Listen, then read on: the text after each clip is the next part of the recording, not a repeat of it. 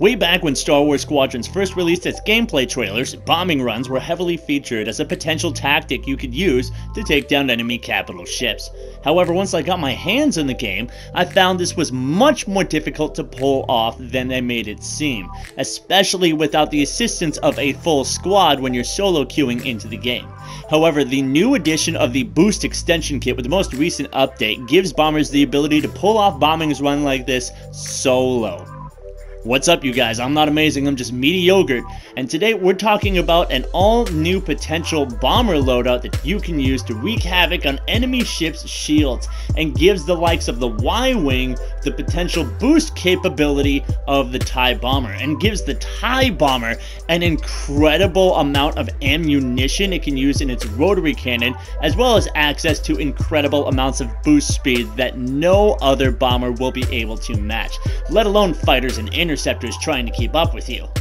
With all that said, I want to warn you guys, this loadout is recommended for experienced pilots looking to push their bomber skills to the absolute limit, as well as the fact that even though destroying the enemy shields is extremely helpful, currently it doesn't count towards your player score at all, so you'll not likely find yourself at the top of the leaderboard using this loadout.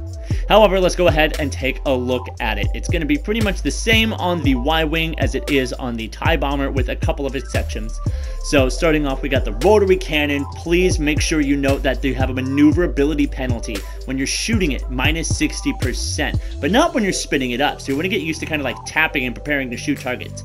Then, of course, you have the ion bombs, which do 4,000 ion damage. You can carry 10. That's a potential damage of 40,000 ion damage if you land every single one of these. And that's definitely enough to take the shields off both of the enemy frigates or cruisers straight away. Going into the next one, we have the all-new auxiliary, the Boost Extension Kit, which immediately gives you 100% boost on consumption. Great for getting into action or out of danger. I definitely agree with that. Specifically for the Y-Wing, I'm taking the deflector hull to increase my max shield, and the overloaded shield, which starts fully overcharged and reduces the amount of damage I take from primary and auxiliary weapons, but it does reduce shield regeneration by 75%, so power management as a Y-Wing is going to be top priority. As far as the engine goes, I like the max speed and acceleration and boost that I get from the unstable engine. You can easily sub this out with the standard engine just the same.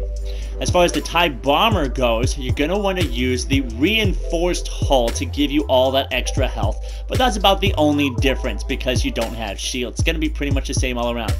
However, just because these bad boys have the same loadout doesn't mean you handle them the same. In fact, I would say the TIE Bomber is a lot easier to make use of this loadout with, simply because of the fact it has the power shunting feature. You can dump all the power into your engines, boost. Once that boost is expired, hit your boost kit and then have another full dump of power engines, and then the entire time your lasers could still be charging. So the TIE Bomber can make a huge amount of boost happen that the Y-Wing simply doesn't have the capacity to. However, it doesn't have those shields either, so it doesn't quite have the same survivability that the Y-Wing potentially has. Now, the Y-Wing, like I said before, is going to require a ton more power management if you want to pull it off successfully.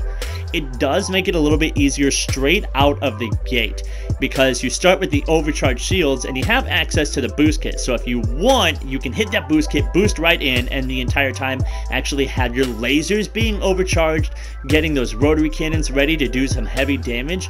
Or you can put full power to your engines and then use a double boost to get in and lay those bombs down.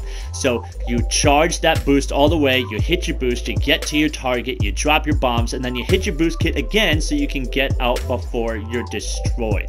Like I said before, this is easier said than done, and I would only recommend this loadout for an experienced pilot because you're going to have to be doing a ton of power management, in particular for the Y-Wing. Even though we picked the shield that starts overcharged, it will deplete over time and with enemy damage. Add to that the fact that it recharges 75% slower, and once it's gone, it's totally gone, and you're going to have to keep a very close eye on your shields level and when you have your power set all the way to shields. In addition, you have your rotary cannons, which while they do a ton of damage, they recharge at an extremely slow rate, so when you do run out of ammo, it's going to take a fair amount of time to get it all back. So the Y-Wing, I would definitely say, is much harder to make this effective than it is for the TIE Bomber, only because of the amount of energy management, power management that you're going to have to do. But you can still be very effective with this, even in a solo queue lobby. The fact that you rip the shields off of the enemy capital ships opens them up to your fellow squad mates to attack, as well as your Corvette or Raider, which do tons of damage without really necessarily anybody thinking about it. It is one of the primary targets, but not many people actually give credit to how much damage that thing can do. If there's one gripe I might have with this loadout, and kind of more the scoring system of Star Wars Squadrons in general, it's the fact that none of the damage you do to a capital ship's shields actually counts towards your score. Sure, doing damage to the body of the flagship and other capital ships will give you points, but that's tens of thousands of damage that you could be doing to the shields that doesn't actually reflect on the scoreboard. Considering how vital it is to take the enemy's shields down, this is kind of disappointing, especially with how well Star Wars Squadrons rewards you for every single other thing you do in this game. Dogfighting gets you points. Doing damage to the capital ship hulls gets you points, like I already stated. Heck, you can be a support player and be the leader of the match simply by doing nothing more than shooting out supply drones and different shields for the support of your teammates and helping them do their jobs.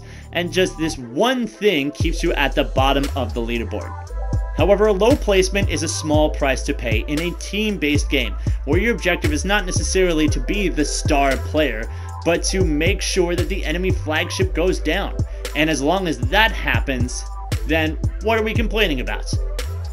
And if this loadout doesn't particularly suit your fancy, we got some other loadouts available as well. New options on the Interceptor and Support class make them very viable for capital ship damage, and if you want to check those out, click the videos you see on your screen right now. In the meantime, I'm not amazing, I'm just mediocre, and I'm out.